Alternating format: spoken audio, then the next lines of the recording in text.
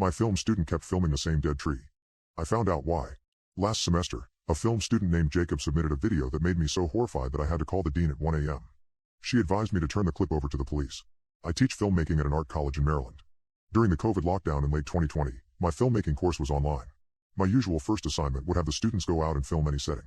With an online class, the students just film around their houses. Most students were happy to show off their gaming setup and action figures collection.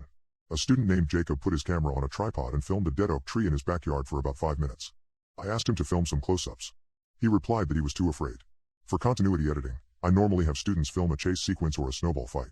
For online, students just filmed themselves cooking or playing with their pets. Jacob submitted a video of himself tying a noose. He then hung a mannequin on the same dead oak tree. I started to get creeped out, but I had to put on a brave face. Horror and film students always go hand in hand. I don't want to appear like I was easily spooked. I jokingly asked Jacob if he was no longer scared of getting close to the tree. He said he wanted to scare it. I asked who, and he replied with a concerning response. The jester. For the next assignment, Jacob submitted a clip of a man who I thought was Jacob put on a medieval jester costume and a smiling mask dancing around the dead oak tree. It was in black and white and was beyond disturbing. I'm used to horror movies being submitted to me by students. But those were more wild and fun. This clip was just eerie. I asked him where he got the costume. He said that wasn't him. After class, Jacob messaged me privately and asked me something. Are the videos of the tree making you sick? I was confused and thought he meant if I was sick of seeing the same tree over and over. Against my preference, I said no.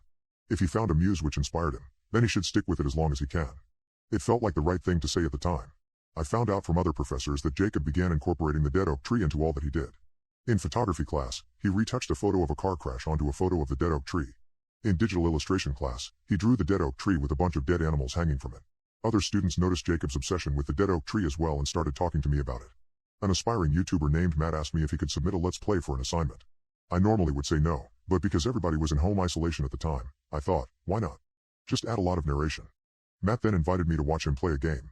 When I did, I was amused to see that Jacob was one of his team members. I asked Matt after the stream how he knew Jacob. Matt said that Jacob was his neighbor only a few houses down the road from him. And to my surprise, they didn't live that far from me either, only 2 blocks away. I even thought about walking over to see Jacob's dead oak tree after the COVID lockdown ended. Matt told me what happened to Jacob back when they were in middle school.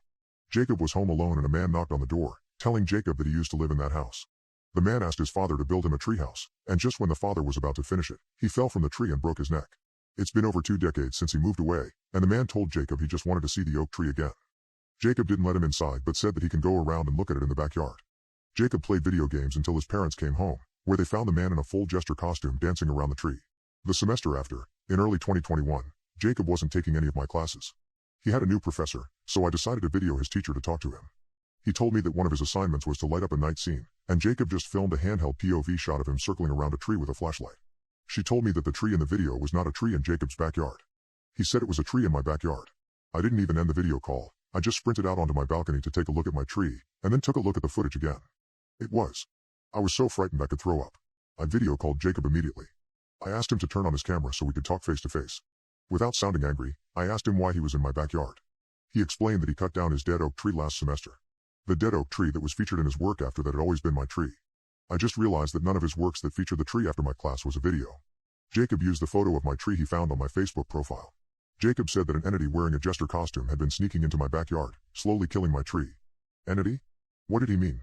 I didn't notice my tree was dying because it was during the wintertime. Jacob was at my house one time to try to capture the jester on camera. He did it once during the Misa-sen assignment, and that was when he knew it was not just him who saw it. I was frustrated and scared, but I didn't want to upset him. I told him that he should have told me if he was coming over. A few days later, at about 11 p.m., Matt was live streaming being on edge about Jacob. I was watching him on Twitch, hoping to see if Jacob was playing with him and not on my property. I was shocked to see Jacob burst through Matt's bedroom door. He was covered in cuts and bruises. Shards of glass were all over his body, and his shirt was soaked in blood. Fresh blood was still dripping down from his forehead. Matt fell out of his chair screaming at the top of his lungs, rightfully freaking out. I'll give Matt credit for not cursing and chasing Jacob out of his room. Matt asked Jacob what was wrong. Jacob looked into the camera and asked if I was watching. He told me to look in my backyard. The jester was there. There were about 20 people in the chat, some of them were my students.